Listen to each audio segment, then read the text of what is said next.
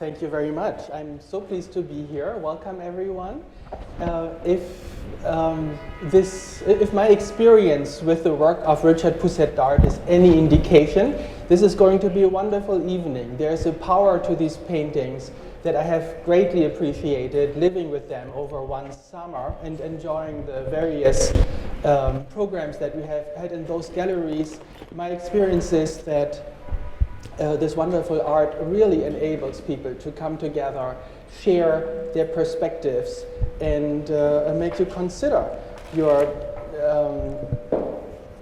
visual experience in terms that are worth sharing. So I'm happy to moderate today and hope that we can experience that here as well. It is my pleasure to introduce a fantastic roster of panelists, of scholars and friends of Richard Pousette-Dart. I'm going to do this alphabetically with Charles Duncan on the right side of the panel as the executive director of the Richard Pousette-Dart Foundation, currently transforming the former studio in Sawin, New York into an archive and accessible studio space to promote scholarship and exhibitions of Pousette-Dart's work. He was formerly a collections specialist at the Archives of American Art, where he headed the acquisitions committee for research collections and was a curator of exhibitions there. He contributed to several Pousette-Dart catalogs over recent years and authored a catalog on Richard Pousette-Dart as a photographer called Absence Presence, a show that was on view at the Munson Williams Proctor Institute in Utica, New York in 2015.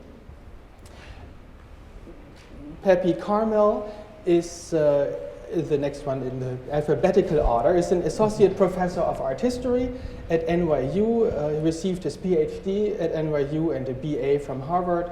As you probably all know, his publications cover a range of topics, including Picasso's contributions and invention of Cubism. He wrote on Picabia, Dubuffet, and others.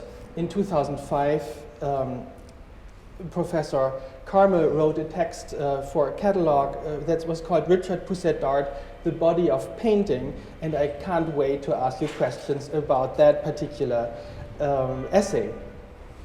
Martica Sawin has known Richard Pousette-Dart for many decades, more than you can count on one hand, I think, Martica.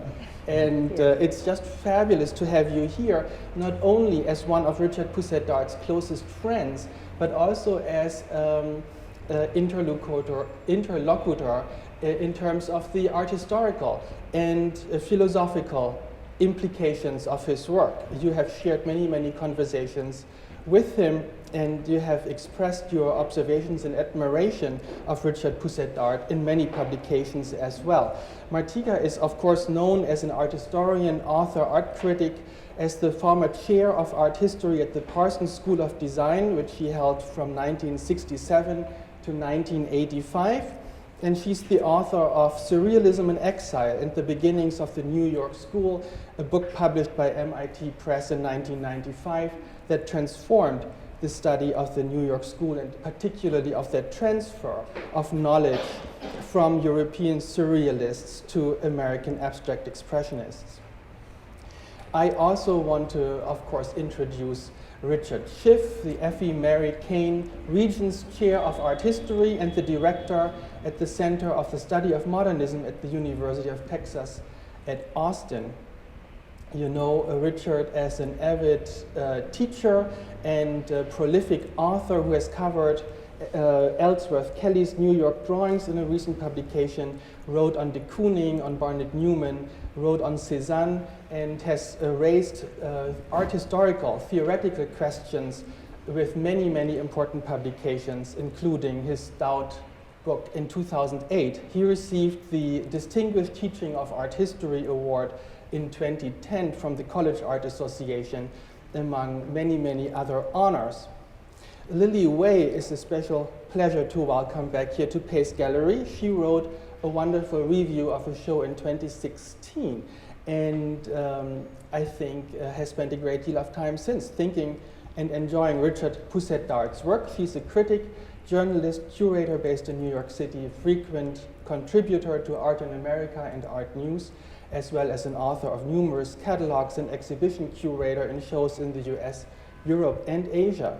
She is, I also want to point out, a board member of the International Association of Art Critics. So my idea is to open the conversations with one question for each panelist, and as the layers of Richard Pousette-Dart's paintings are adding up to beautiful, finely tuned paintings which are very enjoyable, I hope that the various contributions will end up forming a multi-tiered vision of Richard Pousette-Dart as an artist, as a painter, as an abstract expressionist, or something else altogether. My first question this evening goes to Lilly Wei, who, as I mentioned, wrote a very thoughtful review of the PACE organized show in 2016. She called the show a knockout, which is funny to me because, of course, that's such an abstract expressionist idea, to create works of art that are knocking people out. And I think that might not actually be fitting at all for a show of Richard Pousette-Dart's work, because I experience these works as very gentle, very well considered, and very inviting, quite the opposite of a boxing match. So I thought that I could give you the chance to make up for this and ask you what is your experience of this exhibition? Well, I mean, that sort of is a pure, lead sentence, journalese or whatever, but it was actually a knockout. Can you hear me? I don't know if this is positioned correct. They just turned up the volume. They did, okay. Well, so let's say, just as another point of view, the titles of these paintings are called Implosion, Presence. All of that implies, I think, a certain kind of impact, if not an actual TKO. Not that I know that much about boxing, but anyway. I was recently at the opening of the show at the Whitney about abstract art in their collection from the 60s. And I forget which curator it was, but who said that, about these paintings, they don't talk back.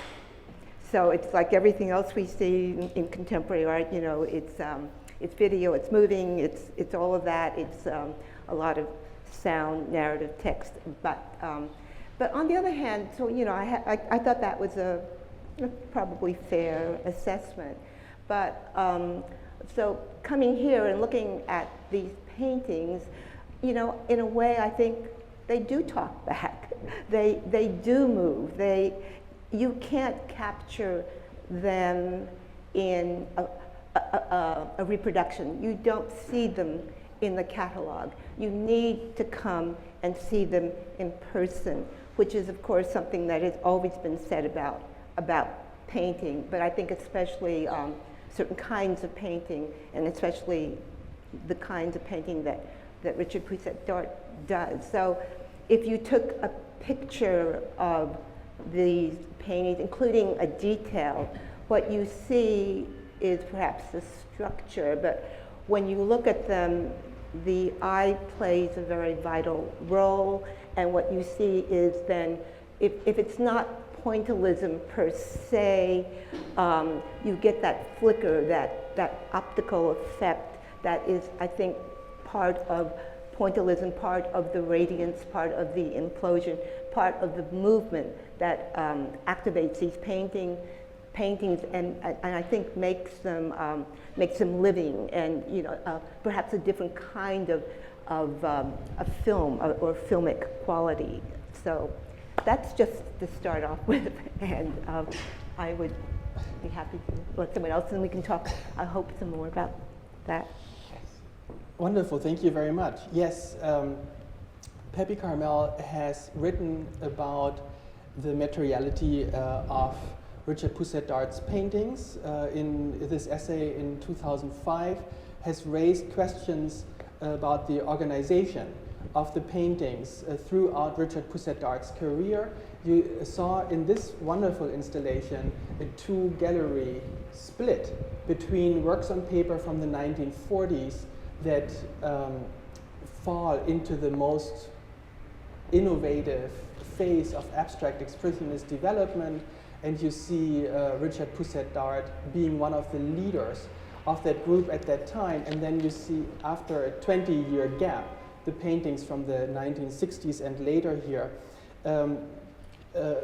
Pepe Karmel discussed these transitions in relation to their materiality and cautioned readers then, and perhaps now, that dealing with materiality in original works of art is something we are not familiar with in the same way other generations might have been, because of the changes in our use of images and in our visual culture in more general terms. So I would love for you to revisit that argument now that we are all glued to our iPhones non-stop.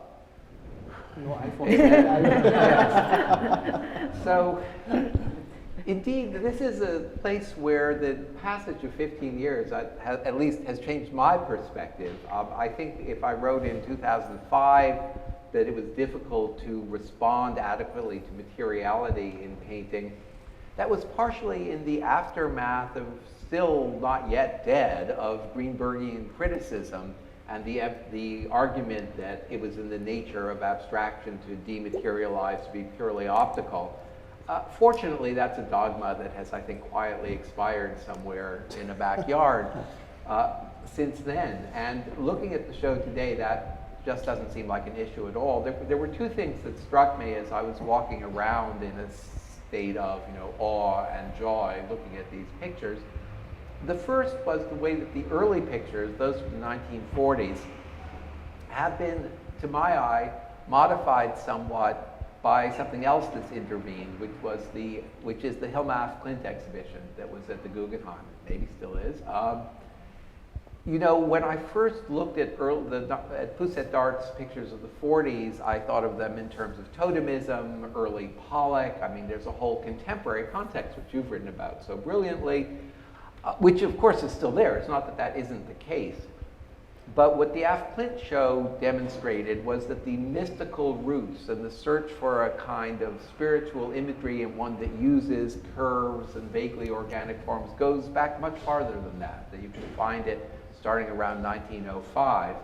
And so I thought that this is, not just an oddity of the 1940s, but is in fact a deep fundamental feature of abstraction in modern art. Now, of course, what's different in Pousette-Dart from Klint, how even if there's some overlap in imagery, is exactly what you mentioned a moment ago, the materiality. And even in those early pictures, the degree of reworking of line on top of line, new colors being introduced, each of those, almost every picture in that first room is already extremely dense and rich and feels very much alive. That is a supplement or a transformation to the imagery that you see there.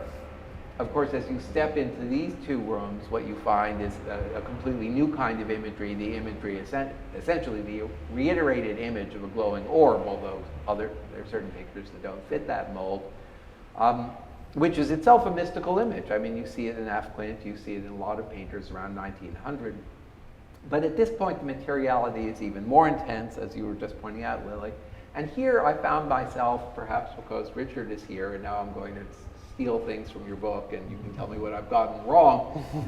I found myself thinking not just of pointillism, which you mentioned a moment ago, but also Cézanne, and a wonderful phrase that Lawrence Gowing threw out years and years ago, the logic of organized sensation. Cézanne's practice of picking a handful of colors for a given painting, but then using them one on top of the other in successive layers in repeated sequences in ways that produces a dazzling, almost kaleidoscopic effect that is, in fact, more powerful because done with such limited means. And walking around here today, I was thinking about that it's particularly striking, in the painting over there, how there'll be a brown dot with a kind of maroon on top of it, and then little flecks of teal around it, setting off the browns and the red. And so in addition to the physical materiality, there's an incredible richness of contrasting and harmonizing colors to give the paintings the impression of being, in effect, woven, a term that was often used to describe Cézanne's paintings, in fact, in criticism around his late career. I mean, these aren't woven in the sense of verticals and horizontals, but in the sense of layer upon layer, one layer responding to what came before. So I was more stunned than ever to see them today. Thank you very much. Martica, for you, of course, Richard Pousette-Dart is a presence on your mind in a different way than for those of us who haven't met him. You also have drawn attention to the fact that Richard Pousette-Dart was a writer as much as a painter. He filled notebooks with aphorisms and musings about the nature of art and philosophical concepts that are even more far-reaching than that. And you wrote beautifully about that. How do these experiences of Richard's writings and of his conversations enrich the works that you see here in the galleries? I think that will come out in what I've written here, so I'm not going to directly answer your question. And because I wanted to make a few quotes from the notebooks, I have written things down. And I'll start by saying the overwhelmingly large attendance at the Guggenheim Museum's Hilna auf Klimt exhibition this past season demonstrated that mistrust of the spiritual in art has abated, perhaps even given way to a celebration of it. Maybe it's time for an acknowledgement of the spiritual quest that Richard Pousette-Dart wrote of again and again in his studio notebooks, or spoke about unabashedly to his students and interviewers. While we are sitting here surrounded by Richard's paintings, let me read a few lines from one of the 220 studio notebooks. Form, seen through light, millions of points of light, is forever resolving and dissolving, growing and decaying, being born and dying. It is the joy and miracle of life itself. Last summer, I visited the Bowdoin College Museum's beautifully installed Pousette-Dart exhibition. Knowing that I was slated to participate in a discussion that Joachim was organizing, I sat in the large skylit gallery for several hours on a Sunday afternoon when few visitors entered the space. Uninterrupted, I could watch the paintings change under my prolonged gaze. I could see the faint paths traced by one color or another in Amaranth Garden, which is in the next gallery there. I could see clusters form and dissolve and catch the whispering of barely visible movements in a white painting, similar to Radiance number 3 over here, or feel the pulsating red in Radiance number 4. The color interactions drew my eye continually over each canvas. I realized the vibrations were never going to stop, and I reflected on his words. Quote, the points of white and black build, dance, sing, pirouette, poise, penetrate to the forming of light and dark. They move, flow, and interact, resolve, balance, becoming, growing, round and round to the center of presence. Many of the paintings in this show have the word presence in the title, and he mentioned it often as something he required of his painting. Increasingly, as I looked, I was able to grasp what Richard had meant all those years when he spoke about presence. Setting aside scientific explanations in the physiology of the eye and brain or the simultaneous interaction of color, it is possible to experience the accumulating massing or density as energy in action, or indeed presence, a manifestation of the universal. A few days ago, I received via email from a former studio assistant of Pousette-Dart's an article about Frederick Schwankowski, a California high school teacher who wanted to introduce his students, including Jackson Pollock and Philip Guston, to metaphysical thinking. He talked to them about various forms of spiritualism, theosophy, yoga, and Indian philosophy. In 1929, Schwankowski drove Pollock, Guston, and another student to Ojai for a week of mass meetings with Krishnamurti. The article that was sent to me deals with Pollock's incorporation of esoteric symbols, and quotes from his later recollections, which leave little doubt about his spiritual quest. And I myself own a small book of Krishnamurti's writings that had belonged to Richard Pousette-Dart with a few marginal markings. I bring this up not in order to establish any influence or priorities of one artist over another, but because of certain affinities that may be seen as feeding into abstract expressionism. Interest in theosophy and related mysticisms, friendships with John Graham, who was deeply involved in esoteric religions, and Pollock writing to Louis Muntz in 1945 that, quote, Pousette-Dart is doing some interesting stuff. What needs to be pointed out over and over is that, largely because of critics of a Marxist persuasion, significant aspects of the formation of abstract expressionism have been misunderstood or simply omitted. When or if the Pousette-Dart notebooks become available, new light will be shed on the genesis of abstract expressionism and deepen the understanding of some of its artists. Thank you, Martica. You are raising so many questions that you were almost derailing me from the planned order of events, but I'm sure we will come back to some of your questions as well. Of course, as I'm hearing what you're saying, I realize that the language that was available for Richard Pousette-Dart at the time he wrote these things also had its own history of spiritualism. That's what you were just saying. As I'm trying to find out how this writing relates to the work, there is a possibility that he was casting something in his work that he didn't have the right language for to articulate. We have to absolutely get back to this question, whether he might struggle for words to describe something that is happening here, is using a language that was available to him, that from a perspective from today we find less accessible than other aspects of his work. I mean, it's just really interesting to see what this means, to learn about these esoteric and philosophical inclinations in 2019, and to understand maybe how it coincides with other pieces of that period, with other developments of that period.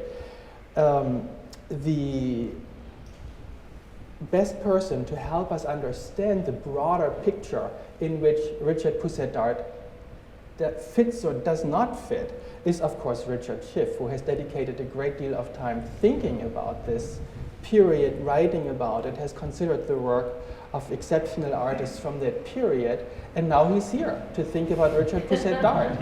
Okay. You know, in relation to the language problem, I discovered something of an answer to that question in the correspondence that is reproduced in the Kettle's Yard catalog. There are some remarks about that Pousette-Dart makes about the circle and why it's important to him. And I think for me, personally at least, that and his interest in a phrase that you quoted, points of light, which connects to his involvement with photography. These things put them together, and let me see if I can explain this succinctly. You end up with spirituality, but this is how it happens. In that correspondence that I referred to, he defines the circle as the geometric figure that contains all angles. And if you imagine a circle made with all angles, jagged marks, and you see it from a great distance, it would resolve into a circle. All the angles would cancel out.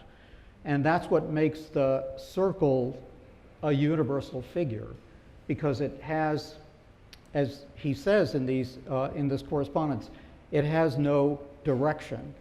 And he makes a little diagram, which is a circle with an angle, like an acute angle, sticking out from it.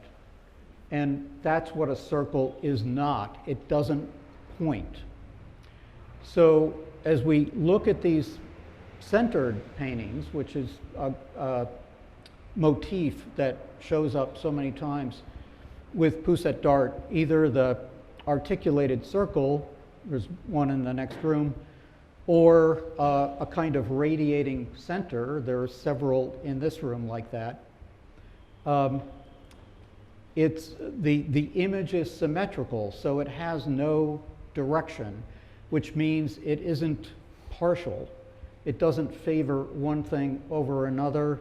It doesn't have an ego. It's anonymous. It's therefore universal. It captures something of all of us. And the marks that the physicality of these surfaces made with all these marks, these points of color, those marks are also, they're like miniature circles in the sense that they're centered. They are points, or points of light, points of chromatic light. They have no direction. They're not gestural. So in connection with abstract expressionism, Pousette-Dart, I mean, I personally think he doesn't really he doesn't fit very well within the New York school, but he would belong with the non-gestural abstract expressionists. So there are the gestural ones. The strongest gestural ones are probably de Kooning and Pollock, and then there are the non-gestural ones to various degrees, including Newman and Rothko, and certainly Reinhardt. They're all different. So it's the anonymity factor that shows up in the mark and the circle, and the fact, another thing I discovered, Pousette-Dart's remarks in 1950 insisting that artists should not sign their paintings. That's fabulous. Thank you very much. Charles, we have been talking about the conception of paintings as if they were happening in a bright, spiritual place, untouched by any living being in a way.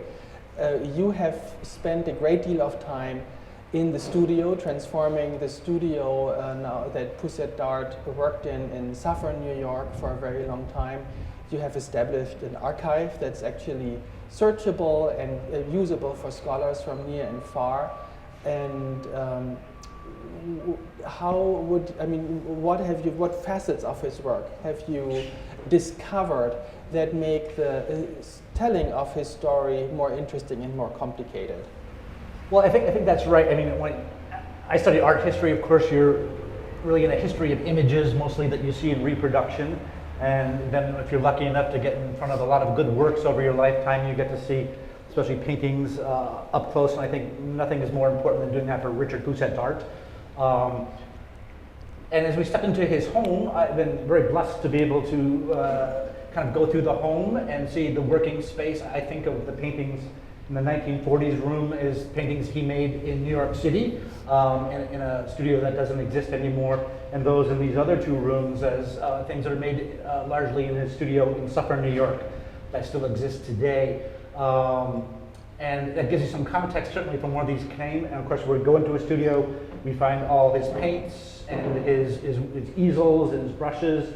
I noticed in this implosion painting, if you take a close look at it afterwards, there are these little round things affixed to it that are blue. I'm trying to figure out whether these are circles of paint or these are perhaps little plastic dabs that are put in there. And as I go back to the studio, we'll look and see if we can find any of these little plastic discs in his studio. But those kind of things that you learn in a very practical sense. We have Richard's cameras, we have his electronics, he was a ham radio operator, and you get to see this context of all the other things that he brought into his artwork and his thinking But I think most importantly, you get a sense of this person as being part of a family and being part of a history. Artists don't do it alone. His interaction with Evelyn Pousette-Dart, who's still with us, and his daughter Joanna. And not only that, but the materials from his parents. His father, Nathaniel Pousette-Dart, was a painter, art writer, publisher. His mother was a poet. Our archivist, Charlotte, who's here tonight, is working on Richard's mother's archive right now, Flora Pousette-Dart, reading her poetry. And I think, as Lucy Kent wrote about in the Kettle's Yard show, really Richard's spiritual orientation comes out of his dialogues with his mother. The Pousette-Dart family is 5 generations of artists. You get to see this under one roof. Richard's grandfather and father are both artists. His daughter and his grandkids all paint. So this is really rare for an American artist. But it really comes home when you spend time in their home to be able to see this in action. So I think, it really informs us both on the materiality side of getting in there and seeing how these paintings came together physically, but also on the biographical side, which is important to do. Everyone has their biography. They didn't really go it alone. My experience at the Archive of American Art told me that behind all these men were generally a very smart woman who gave up their own career to help their husband get through this. And certainly when we talk about titles and things like that, these are generally done in dialogue with spouses and other people. This is not just a solo enterprise in that sense. So I think that comes clear when you get into someone's home. Thank you. I would love to ask panelists to, of course, ask their own questions or embark on a conversation.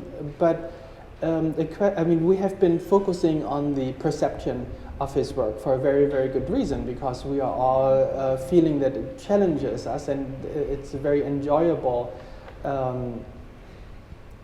work to embark on, to immerse ourselves in those paintings and try to understand them.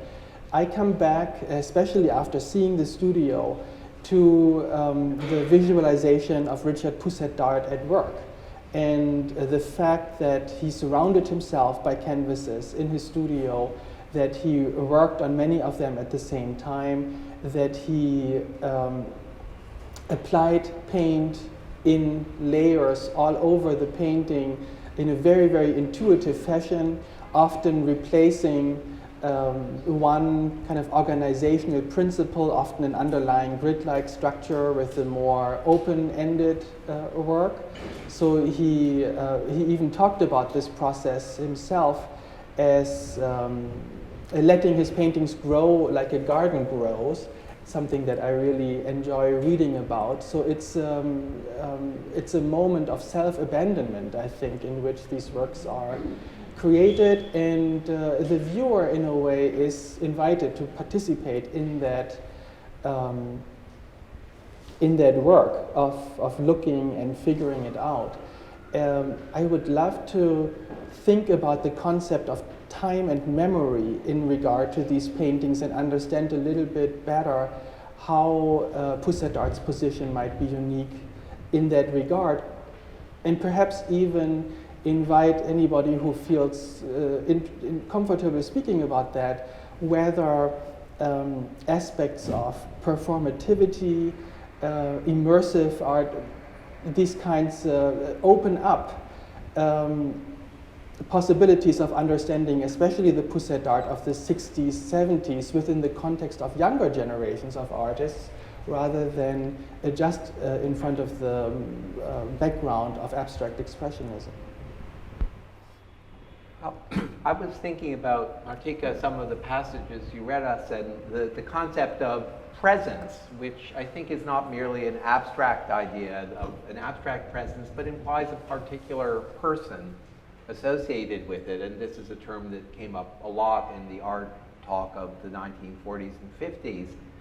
And I'm thinking of a recent theoretical work, Alfred Gell's Art and Agency, where he argues that works of art in effect become like people, that they have a presence, they have an agency like a human being. They're not just inanimate things. And here I'm about to drift off into the realm of the hopelessly spiritual. And so putting that together with what you were saying, I was thinking, well, what kind of a person, what kinds of people do these paintings seem to be? Not what kind of a person was Richard Pousette-Dart as a particular historical individual, but what kind of presences are these paintings? And they are so warm and giving. I mean, this is kind of embarrassing to say, but loving. I mean, they're incredibly generous paintings. And it made me think of a passage going further back in time in William James's great book, Varieties of Religious Experience, where he's talking about people's experience of the sublime. And you know, normally in critical conversation, you say the sublime, and everyone goes, ah yes, Edmund Burke, the terror, you know, there's the beautiful over here that's based on desire, and the sublime, which is based on terror. But James proposes a completely different kind of sublime. He talks about a sublime of goodness. He quotes from a whole series of people who have visions of something glowing with light, glowing with goodness. And in contrast to the normal religious experience of, you know, I'll be good so I go to heaven, what people talk about in these visions is simply knowing that there is this infinite goodness and lovingness is enough, just to know it's there. And in some crazy way, that is what I feel looking at these pictures. I don't know if that answers your question, but.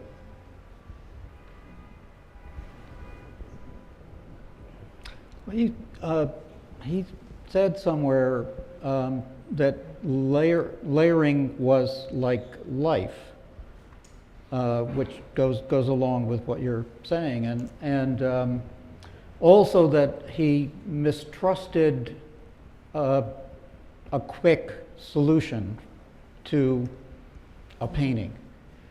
That there should be a process, there should be more and more added. You know, one question certainly is, how does he know when to stop? And maybe the obvious answer to that is when the painting tells you it's enough. It talks back, and you begin another painting, or you move to another one that's in progress. But this particular group of paintings, I was struck by the fact that they are, to my eye at least, they're relatively thin in a way, because you can almost always see the underlying support. And so you can see every layer from the bottom up to the top, because the bottom is revealed. It's not as if one painting is covering another painting. It's an organic being that has developed as if without any errors being made. It's not a question of a good move and a bad move, but of continuing to make more moves. And one of my favorite lines from Richard is he said that there are no bad paintings, they're just paintings that haven't gotten far enough, which I think picks up on that idea. But Martica, you were there in the studio with him when he was making paintings, and you talk about the idea of duration and have made certain comparisons to music, which I think are very apt for Richard, especially his interest in fugues, Bach's fugues, which is about layering and so on. But that idea of time and process in the making, but time and process of experiencing Richard's paintings as well. Yeah, well, he said, and I'm sorry I don't have it with me, but I wrote about it for your catalog or your brochure at Bowdoin about tuning. When he would be working on a painting, but it was a whole process of tuning, of getting it to the right kind of pitch. And so the music analogy, I'm not doing this very well, but it was very important to him as he worked to feel that it was all vibrating together, the whole thing.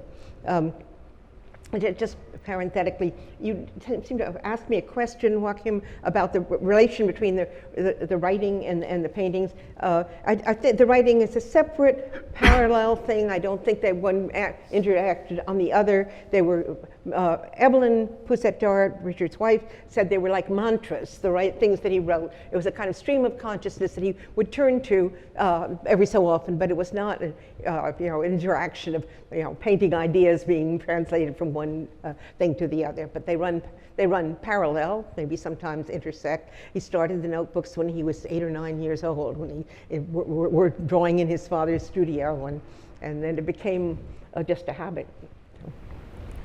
Well, you were talking about time and timelessness, and I was just thinking in terms of how a present generation would look at these paintings. I was listening to a panel ages ago on William de Kooning, and one of the questions that came up, I mean, everybody was talking about de Kooning, but someone asked, well, but is anyone seeing the painting of, the present generation, and what kind of impact it might have? And I'm just wondering the kinds of lenses that, maybe more contemporary lenses, and how you can view these paintings.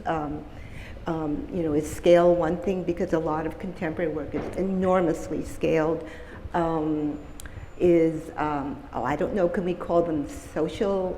Can we call these socially active paintings? Because Richard Pousette-Dart did believe in the agency of painting. He believed in he does talk about God often. I'm not sure what kind of a God, how ecumenical his approach to God was, what kind of language he was using, but he did believe, as most of you have mentioned, that there is good in painting, that it is effective, that it can perhaps produce good. So I think a lot of our present artists who believe that social justice can be achieved, rightly or wrongly, through the agency of art. So there is perhaps that kind of a connection, that he was inclusive, that perhaps multicultural before.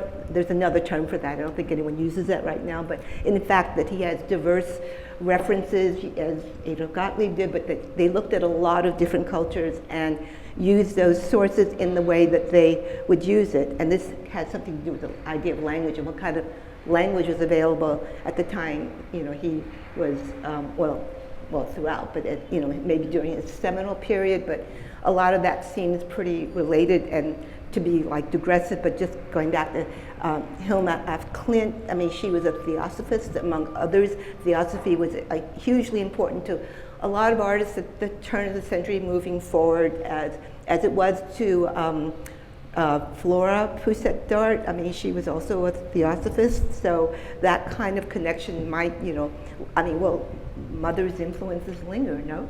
And just readings in general. So just wondering about how we can read these, because obviously if we talk about painting, we want them to have a timeless, timeless readability. Is that the word I want? That you can read and see things in across, swaths of time, and that of course will differ depending on the current context. So the idea of being able to incorporate different sources, different cultures, to be open, and I think that's one thing too about these works, that there is an openness, a willingness to experiment that perhaps gives them a freshness too. So. Yeah, I just want to add to that observation that two things that I found really remarkable in working on Pousette-Dart and living with those paintings for a little while. The paintings that you see often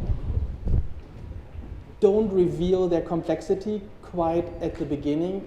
It is when you spend a lot of time with them that you realize that the artist is incredibly aware of the perception, the visual perception that a viewer brings, and the physical presence that a viewer brings to a work of art, and acknowledges that in often extremely subtle ways. It is only when you spend a lot of time with those works that you realize, oh, this is not just the periphery of my gaze that makes this look slightly different, lighter on the sides or something like that. He actually painted it that way. You come to these realizations, and there is any number of tricks that I find Richard Pousette-Dart uses in order to acknowledge the physical presence of the viewer and the perceptive gaze that, to my mind, adds up to a validation of the viewer, a way of making the viewer feel very comfortable, and that's something that we, I think, all experience. Martica, you wrote beautifully about Richard Pousette-Dart wanting to carry people to what he called the edge of awareness, and I think that this the subtlety is part of that consideration. And of course, this validation of the viewer is something that he brought into the classroom. He was an active teacher over many years, and all the testimonies from his students are that he allowed them to experiment, and he always pushed them to move further in the direction they were planning to go, and enabled them to open up to the possibilities that came out of that process without really prescribing any particular strategy for a successful painting. So this generosity that you were describing is very much present. So I think that it is probably one of the, I mean, there are not many times where a foreigner gets to ask American experts, New Yorkers, about an artist like Richard Pousette-Dart. One of the things that puzzles me and that I want to ask you about is, so what is it about Richard Pousette-Dart in New York that drives people, the statements that are made about Richard Pousette-Dart retreating from New York by going to Sawin, which to my mind is not very far away from here, and living in his own world there is something. So I would love for you to briefly reflect on Richard Pousette-Dart's relationship to New York, to the conversations here, and potentially think about something that I feel is structurally deeply related to that. When we are entering this gallery, I think that we are seeing work that looks fresh, that looks engaging, that is different from things that we can package into already established categories very easily. And I think that's why we are here this evening. Is it this generosity, this lack of a branding initiative, perhaps, that makes these not recognizable in an easy, shortcut way, that has been difficult for New York to accept, and has kind of created this very strange relationship between New York and Sawin?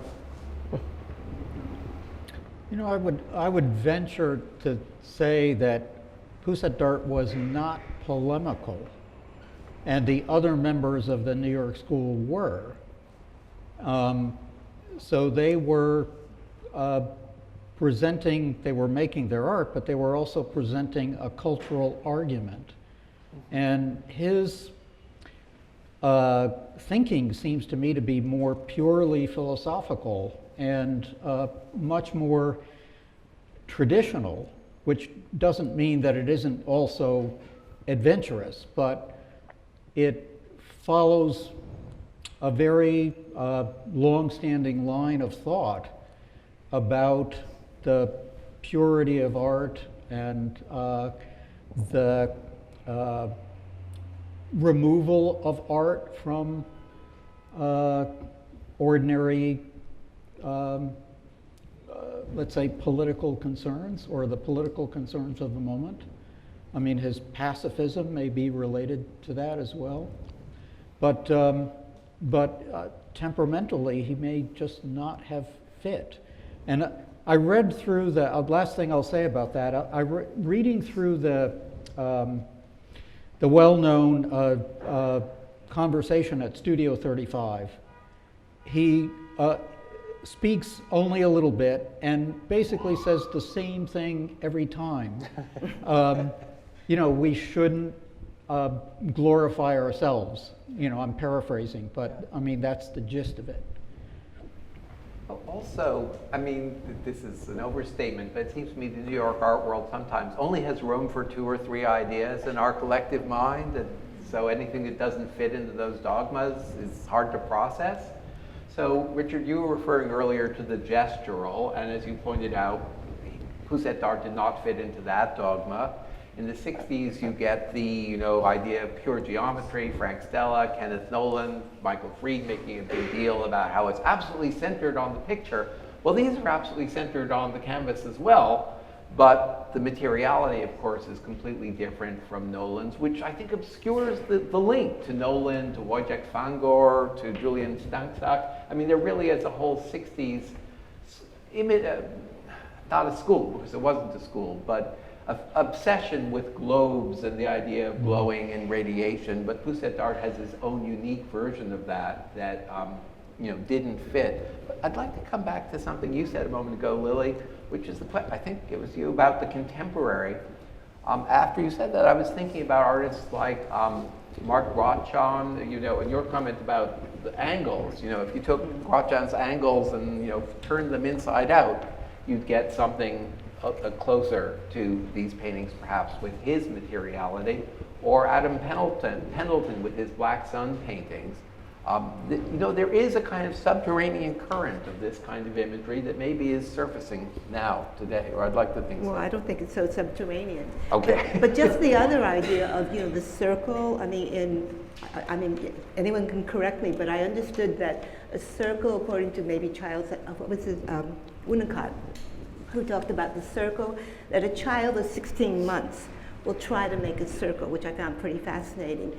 And that circle stood for self, for I, as well as for completeness, and I guess, yourself is pretty what you know at certain points at that point in your life, right? So anyway, I just found that kind of interesting as a complete digression, perhaps. No, I think it's central to the power of these things.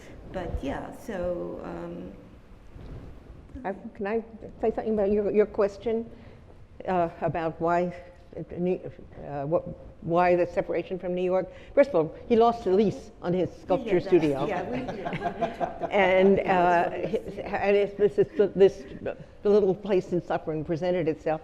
And secondly, and I hate to drag art world politics into this, but things changed drastically in the late 40s, around 1950. The whole spirit of the thrust of abstract expressionism became much more aggressive. And actually, for the abstract expressionists who were meeting with some success, Newman, Pollock, two others, you easy to figure out who they are, met in Betty Parsons' kitchen. They all showed with Betty Parsons, where Richard had been showing. And they asked her to get rid of her other artists and focus on them, those four. I just cite this as an instance of the kind of competitiveness that began to enter into the situation. Richard took his beliefs very seriously. And if things threatened those, it was painful.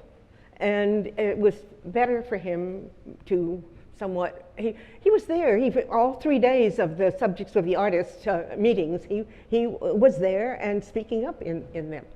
But I like to think of him as there and not there, because when Red Rooms made a painting of the Cedar Bar and put all the guys in, some of the women, he put Richard Pousette-Dart down sitting at a table drinking. Forget who was with him, so I said, Richard, thought you never went there. He said, I never did. And once Richard said to me, or I was looking back at my notes of conversations, and he said, use the word mystic and they'll bury you. So he felt that things so hardened and it was not where he belonged, but he was.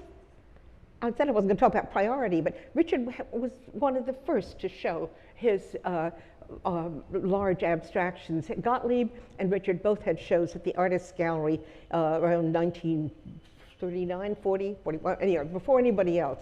He was part of the foundation, in a sense. It broke the ice, but had his way of thinking and looking at things differed. Perhaps he was spiritually more advanced than the others because he's a visionary. People are ready for this now than before. I'll just throw in that your quote from Pollock speaking about Pousette-Dart's work. Pollock wrote that when he had moved to the Hamptons and Richard was still in New York City. So I've always felt that that was a strange art historical thing about Richard Pousette-Dart going to the country when Pollock was already living 2 hours to the east, and probably Clifford still was back in California, as if somehow Pousette-Dart had abandoned them by moving, 40 minutes up the river.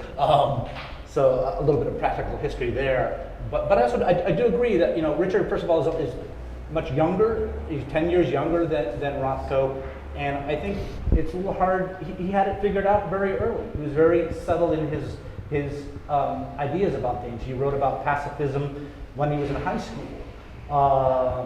So he is in his early 20s at the beginning of all this. And his ideas are not complex or polemical, they're simple, and that there's a universality that we're working intuitively towards universality. And I think that that's the motivating factor through his work throughout his career. It's a lofty goal, I suppose, and a huge expansive goal, but he didn't need to go to a lot of other places, but just to keep working on that. And I think that's where the beauty lies with him. Well, then they could be hallucinogenic without pharmaceuticals, right? That's a plus. So. Charles, also, isn't it your creativity comes in all different shapes and forms? And for some artists, for instance, like Cosmo Rock, it was regenerative. The competition was generative to the movement. But for other artists throughout the history of time, being in a sort of isolation was what was creatively necessary for them. So I never really thought of Pousette-Dart being somewhat separate from the main New York scene as a hindrance. I thought of it as sort of necessity for his creative creativity. I think there's a difference between isolation and independence. Independence. Yeah, right? which is because I think it's sometimes characterized as this guy's off on his own doing his own thing. I mean, he's at the Betty Parsons Gallery, and while he almost never talked about other artists, it's just not what he did. There's photographs that he took of his Rothko and Betty, and great friends with the filmmaker Robert Flaherty, and a rich and robust social life that they had even in Rockland County with Maxwell Anderson, people like this. So this idea that he's who's the actress who wants to be alone often, he taught, But he may have been, his creativity may have been more fertile, not being in the thick of things all the time. Well, I also think that he grew up in an artistic family. He did not ever go through a struggle of saying, do I want to be an artist? He was making abstract art by the time he was 12 years old. And his father, there was a picture in the New York Times of his father and he painting each other's portrait. So this is not a struggle he had to go through early in life and deal with his family and his future with it. He was set into this. So by the time he was in his early 20s, he was settled into what he was going to do. I think that's part of it too. It didn't have to play off of a lot of other people. The forms which it took were his to explore with, but the ideas were already very well set in his mind, I think. So. It seems to me that there's a lack of a self-destructiveness in his pursuit, different from de Kooning and Pollock. And even Rothko had a real self-destructive side to him. I mean, he committed suicide.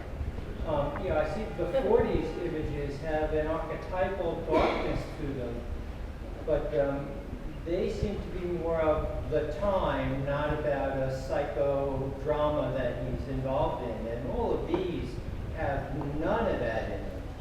And that seems to be quite unusual, quite different from those people, especially given that time. Let Richard take this one. Well, I don't know I'm not the expert on the biography, but these So what you're observing is that there's, for example, no sense of the tragic in these? No, I'm not saying that. I'm saying that the psychology, there's a lack of a self-destructive. Yeah, yeah. No, I mean, from what I understand of his life, I would agree with that. So that generosity that was talked about in his Yeah. pictures, Yeah. I mean, it's a very productive life, and I don't know, somebody else can answer, you know, were there ever any periods when he wasn't working? Right.